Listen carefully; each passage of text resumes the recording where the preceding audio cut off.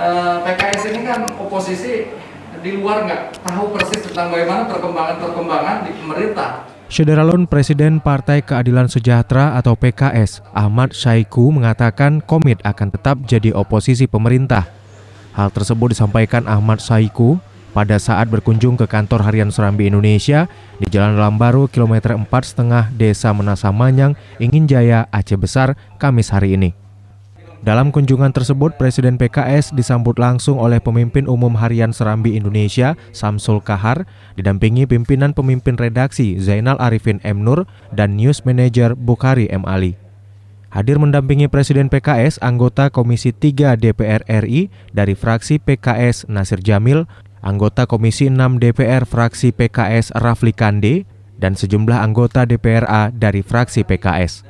Pada kesempatan ini, Presiden PKS juga menyampaikan sejumlah isu politik di Aceh, diantaranya tentang pilkada. Memang nyata bahwa ya pilkada nggak akan ada di 2022-2023.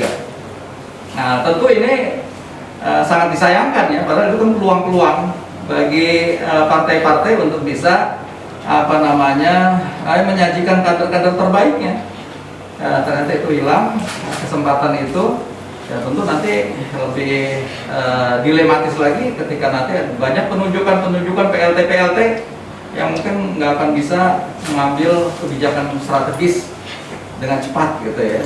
Ini juga sangat disayangkan. Nah, tentu faktor lainnya adalah nanti ketika bertumpuk semua di 2024, ini bukan persoalan sendiri.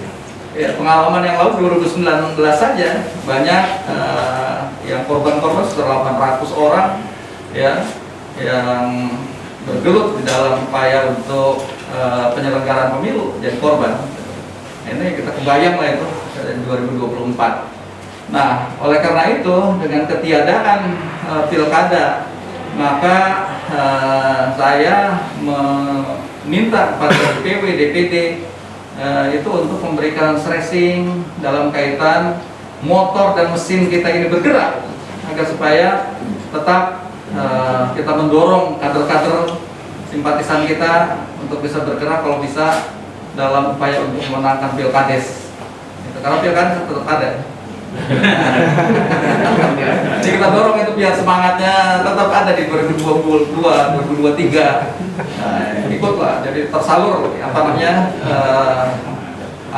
daya dorong gerak kita dalam pilkades. Bahkan kita juga mendorong bahwa pejabat-pejabat publik yang dari daerah ini juga mempersiapkan diri untuk masuk ke kancah nasional. Ya tentu itu salah satunya adalah Nasir Jamil ya, yang sudah lama 4 periode ya beliau. Tentu lebih layak untuk mempersiapkan diri sehingga ini akan ketemu dengan aspirasi dari partai ya, walaupun sampai sekarang mungkin belum. Zainal serta seluruh jajaran dan sangat luar biasa penerimaannya. Sekali lagi terima kasih ke Samsul, Pak Zainal. Mudah-mudahan ini menjadi bagian dari upaya untuk kita hidupkan demokrasi ke depan dengan adanya sinergitas antara lembaga politik dengan pers, di mana pers juga adalah menjadi pilar demokrasi yang keempat. Tentu dengan ini mudah-mudahan ke depan kita akan bisa lebih sinergis dan kolaborasi. Ada alek-alek tentu terus kritis dan cermati apa yang diperlukan oleh masyarakat sehingga perjuangan dalam perpolitikan ini akan bisa mudah-mudahan meningkatkan kualitas. Di Banda Aceh, Henry, Serambi On TV.